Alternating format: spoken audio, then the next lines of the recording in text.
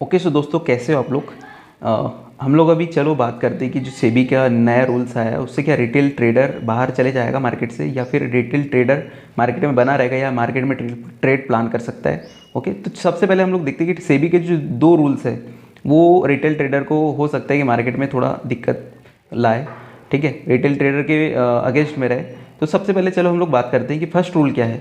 First rule ये है कि कॉन्ट्रैक्ट साइज़ की वैल्यू बढ़ा दी गई। मतलब जैसे निफ्टी 50 का अभी जो लॉट साइज़ है, लॉट साइज़ मतलब जितने एक लॉट मतलब एक लॉट में शेयर की संख्या है ना, लॉट साइज़।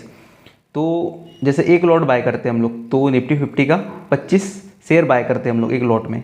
तो अब वो बढ़ा के दुगना कर दिया गया, 50 कर दिया गया उसको।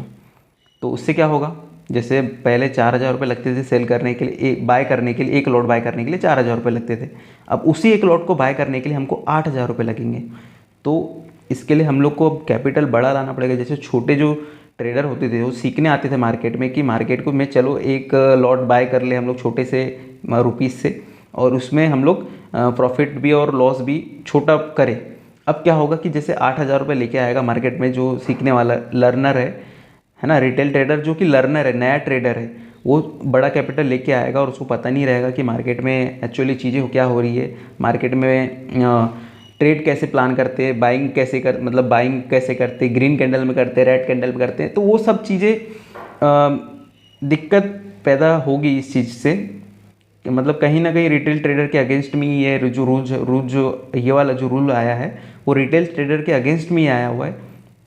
तो आई होप आपको समझ में आ रहा होगा चीज़ें कि जो छोटा ट्रेडर है मतलब जो सीखने के पर्पज़ से आता है उसको बड़ा अमाउंट लेके आना पड़ेगा मार्केट में, और हो सकता है कि जब उसको बड़ा लॉस भी लेना पड़े।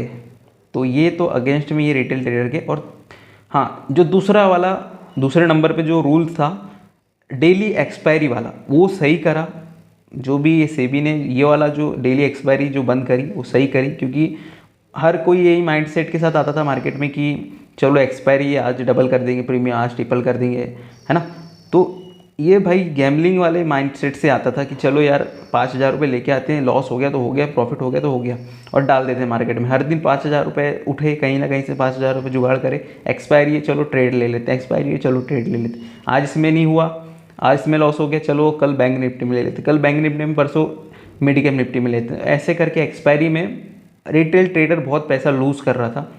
तो ये एक्सपायरी वाला तो रूल मेरे हिसाब से बिल्कुल सही था। पर ये जो फर्स्ट वाला है जिसमें कॉन्ट्रैक्ट वैल्यू बढ़ा रहे हैं, जिससे मार्केट में रिटेल ट्रेडर का पार्टिसिपेशन पे कमी आ सकती है ना। रिटेल ट्रेडर को लॉस हो सकता है, क्योंकि जो नए ट्रेडर है वो सीखने के पर्पज़ से आते हैं मार्केट में, और इतना बड़ा अमाउंट लेके आएंगे, एक दो मतलब 8,000 रुपये सीधे लेके आएंगे, तो एक बार में 8,000 रुपये का लॉस हो जाएगा उनका, है ना। तो 2-4 बार अगर सीखेंगे तो उनका बहुत बड़ा लॉसेस होगा, क्योंकि मार्केट में नए ट्रेडर ही मार्केट में ज़्यादातर आते हैं। पुराने ट्रेडर जो प्रोफेशनल है वो प्रॉपर स्टॉप लॉस के साथ ही अपना ट्रेड प्लान करते हैं।